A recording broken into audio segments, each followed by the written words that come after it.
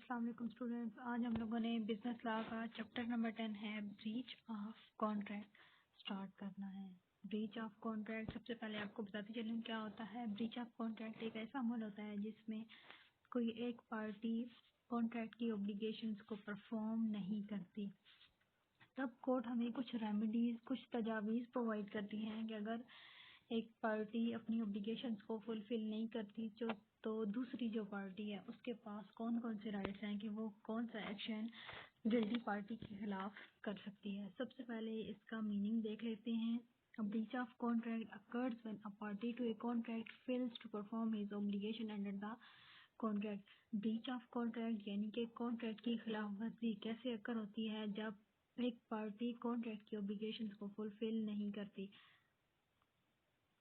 A remedy is the action which an aggrieved party takes against the guilty party for the enforcement of rights as a result of breach of contract. अब remedy क्या है? एक ऐसा action है जो कि aggrieve party guilty party के खिलाफ लेगी ताकि उसके राइट्स को कंप्लीट किया जा सके। The following remedies are available to the aggrieved party. अब कौन कौन सी तदाबीर एग्रीव पार्टी के पास मौजूद हैं वो देख लेते हैं। सबसे पहले है सूट फॉर रिसेशन। रिसेशन का मतलब होता है मनसूख करना। एग्रीव पार्टी के पास ये राइट है कि वो जो कॉन्ट्रैक्ट है उसको कैंसिल कर सकती है। A recession means cancellation of the contract when one party refuses to perform his obligation, the other party is released from his obligation under the contract. Recession का मतलब क्या है कि कॉन्ट्रैक्ट को कैंसिल कर देना।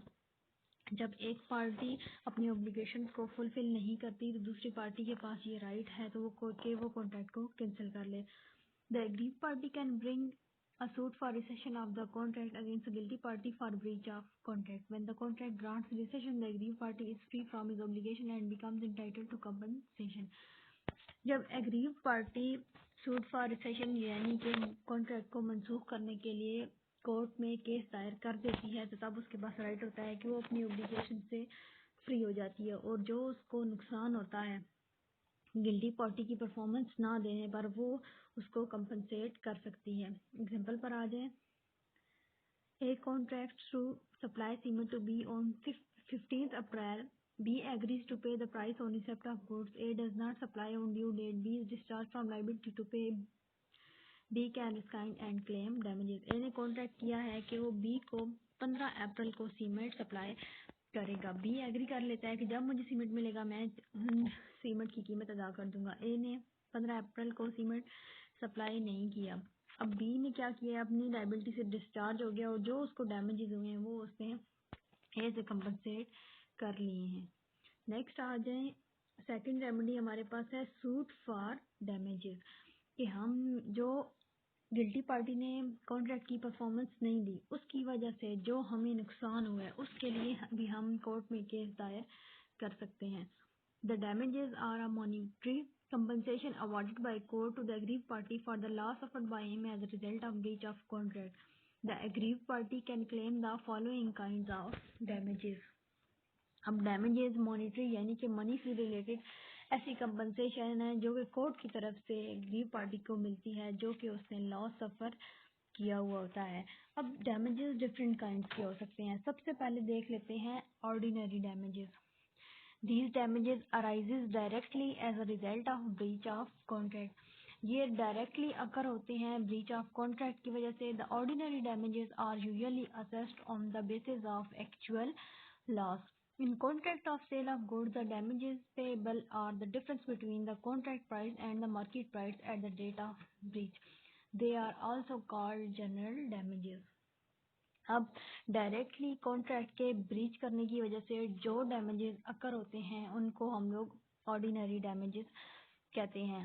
अब ये डैमेजेस होते किस तरह हैं, ये हमारी कॉन्ट्रैक्ट की प्राइस और मार्केट की प्राइस जिस टाइम पे हमने कॉन्ट्रैक्ट से ब्रीच किया है उसका जो डिफरेंस होता है उसको हम लोग ऑर्डिनरी डैमेजेस का नाम देते हैं। इसको हम लोग जनरल डैमेजेस भी कह सकते हैं। उसके बाद एग्जांपल पे आ जाएं। A contracted to pay rupees 1 lakh to B on 1st May. A failed to pay on that day. As a result, B is ruined. A is liable to pay B only principal sum and interest on ए ने contract किया था B से कि उसको 1 लाख रुपया वो 1 मई को देगा, लेकिन ए ने वो 1 लाख रुपया 1 मई को बी को नहीं दिया। इसकी वजह से बी ने जिन डैमेजेस को फेस किया है, अब ए उनके लिए लायबल है। नेक्स्ट आ जाए हमारे पास जो सेकंड काइंड है डैमेजेस की, वो है स्पेशल डैमेजेस।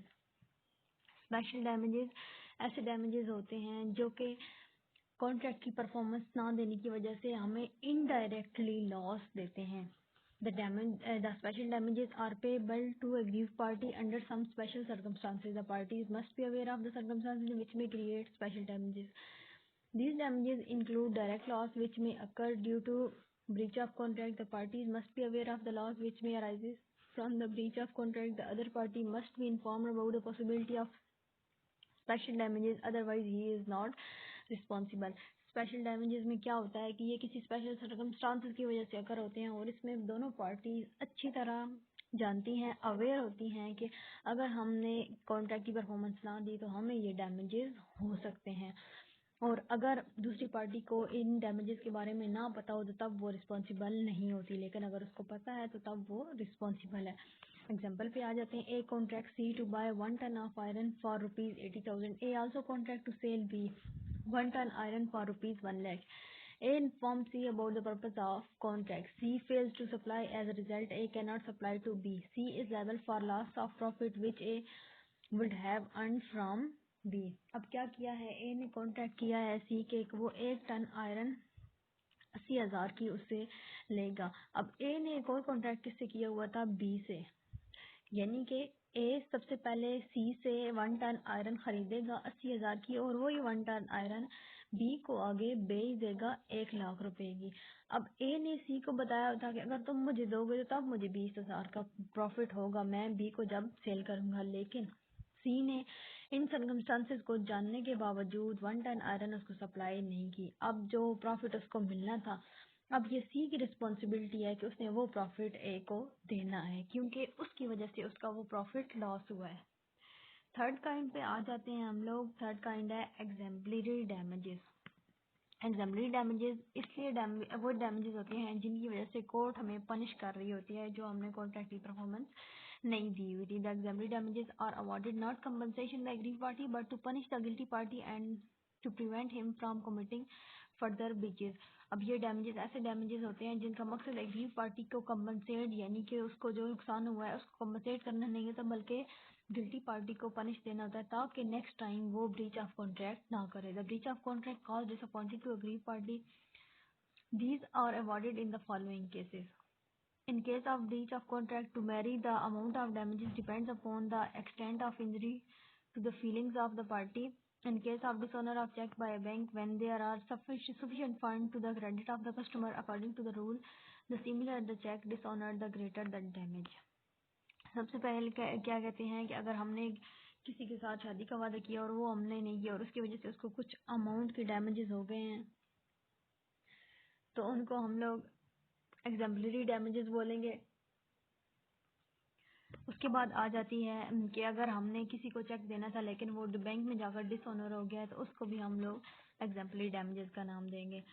उसके बाद एग्जाम्पल पे आ जाते हैं। OS bank promise to give loan to W for a trip to California by crediting his account. OS bank failed to do so and W cheque was dishonoured. The court allowed exemplary damages for emotional distress.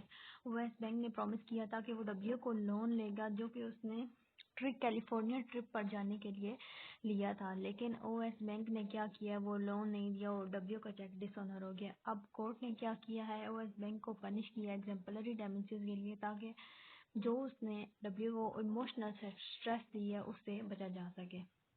Next आ गए हैं 4 kind damages की। Liquidated damages. Liquidated damages में amount of damages fix होता है। These are the damages These are the damages that are specifically stated in the court by the parties.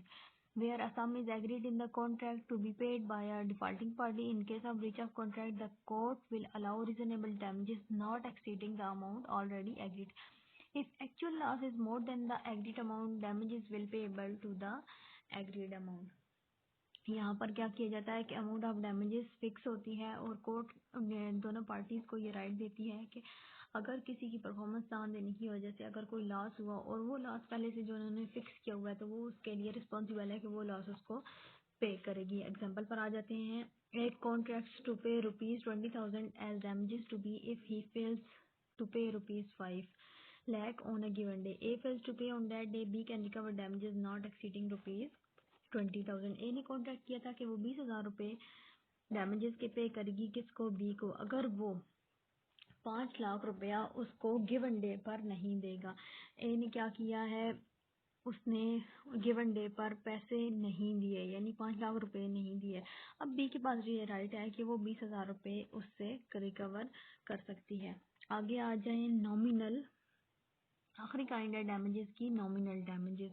Nominal damages में क्या किया जाता है, these are the damages which are awarded when the aggrieved party does not suffer monetary loss. Actually these are awarded to recognize the rights of the aggrieved party. The court has discretion. In this case, the court may refuse to award damages. अब nominal damages में कोई aggrieved party को loss नहीं होता, लेकिन फिर भी court aggrieve party को ये राइट देती है कि अगर कोई मॉनेटरी लॉस नहीं हुआ उसके बाद भी उसको गिल्टी पार्टी को बताया जा सके कि तुम्हारी वजह से एग्रीव पार्टी को लॉस हो सकता था। इसके एग्जांपल पर आ जाते हैं, A promise to sell cement B for ₹200 per bag. A does not supply at the time of reach market rate of cement is the same, B is entitled to nominal damages. A ने promise किया था कि वो B को 200 per bag cement supply करेगा, लेकिन ए ने ऐसा ना किया जिसकी वजह से बी को वो सीमेंट मार्केट से लेना पड़ा। अब जो मार्केट की प्राइस थी और जिस प्राइस पर ए ने इसको सीमेंट प्रोवाइड करना वो दोनों सेम थी, इसलिए उसको कोई डैमेजेस नहीं हुआ, इसलिए हम इसको नॉमिनल डैमेजेस का नाम दे देंगे। आगे हमारे पास थर्ड रेमेडी आ गई है, सूट अपॉन क्वांटम मेरिट। अब सूट अपॉन क्वांटम मेरिट का मतलब ये होता है कि एक डेफिनेट पोर्शन काम का कंप्लीट हो चुका होता है और एक डेफिनेट पोर्शन रहता होता है। अब एग्रीव पार्टी के पास ये राइट है कि जो डेफिनेट पोर्शन कॉन्ट्रैक्ट का हो चुका है उसके लिए वो गिल्टी पार्टी से कंपनसेट कर सके। Where a party to the contract perform the contract partially and other party breaches the contract, a suit can be filed to claim proportionate remuneration. It is called suit upon quantum merit. The term quantum merit means as much as is earned or in proportion to the work done. When a person has done some work under a contract and the contract party cancels the contract or an event happen which makes the performance of the contract impossible, such party can claim remuneration for the work already done. The aggrieved party may sue for quantum merit in the following cases.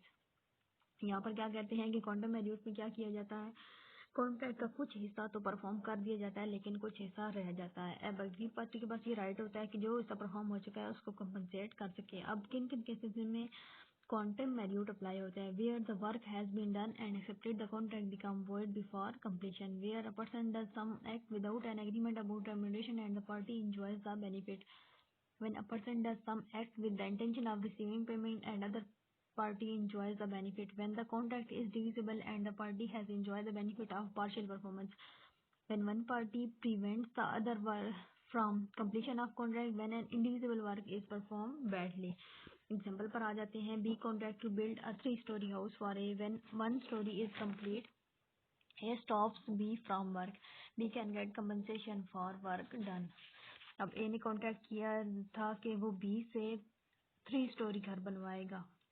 जब एक story complete हो चुकी तो ए ने क्या किया कि B को बोला कि तुम अपना काम यहीं पर रोक दो। अब बी के पास राइट है कि जो उसने एक स्टोरी बनाई है उसके लिए वो ए से कंपनसेट कर सके।